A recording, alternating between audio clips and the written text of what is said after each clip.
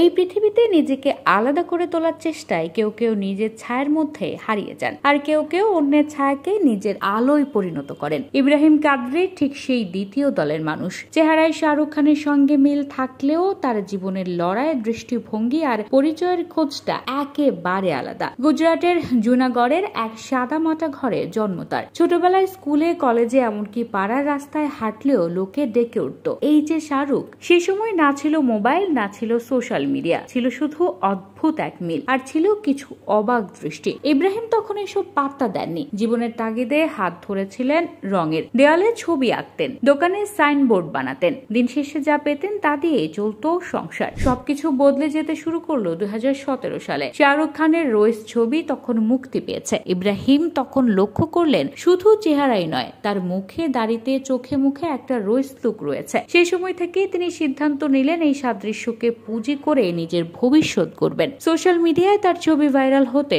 সময় লাগেনি। পার্টিতে গেলে ভিড়, রাস্তায় হাঁটলে চিৎকার। মানুষ তাকে যেভাবে ভালোবাসা দিতে শুরু করলো, তাতে একসময় ভয়ও পেয়ে গিয়েছিলেন ইব্রাহিম। একবার রাজকোটের এক স্টেডিয়ামে 2 ঘন্টা আটকে ছিলেন ভক্তদের ভিড়ে, শ্বাস নিতে পারছিলেন না। পুলিশ এসে উদ্ধার করেছিল তাকে। সেই ভয়ই তার চোখ খুলে দিয়েছিল। তিনি বুঝলেন শুধু দেখতে মিল থাকলেই হয় না, মনেও তৈরি করতে হবে এক নতুন আত্মা। শুরু করলেন নিজেকে গড়ার কাজ। নাচ শিখলেন, স্টাইলিং শেখা শুরু করলেন। একের পর এক শাহরুখের সিনেমা দেখলেন, সংলাপ মুখস্থ করলেন, হাত নাড়ার ভঙ্গিমাও রপ্ত করলেন। মানুষ তাকে লো বাজেট শাহরুখ বলে কটাক্ষ করত। প্রথম দিকে কষ্ট পেতেন, এখন বলেন কপি করাটাও একটা শিল্প। তার বিশ্বাস তিনি শুধু হুবহু নকল করেন না, বরং একটা অভিনয়ের মাধ্যম হিসেবে চরিত্রকে ফুটিয়ে তোলেন। ইব্রাহিম নিজের অবস্থান সম্পর্কে একদম পরিষ্কার। বলেন, আমি 2 টাকার মাস্ক নই, আমি একটা স্ট্যান্ডার্ড তৈরি করেছি। আগে যেখানে শাহরুখের ডুপ্লিকেটরা 2 থেকে 5 হাজার টাকা নিতেন,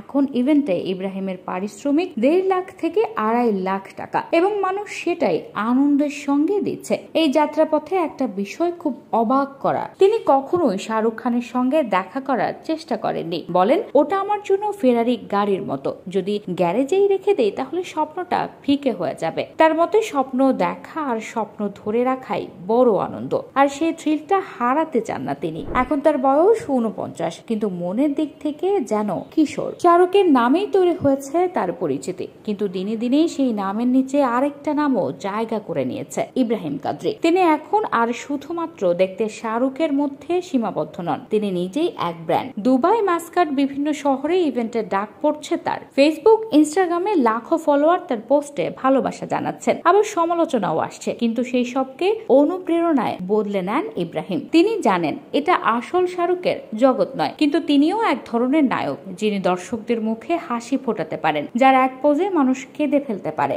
যার সঙ্গে ছবি তুলতে চায় শত শত অপরিচিত মানুষ। ইব্রাহিম কাদরি হয়তো শাহরুখ নন, কিন্তু তিনি নিজের মতো করে এক বাদশা।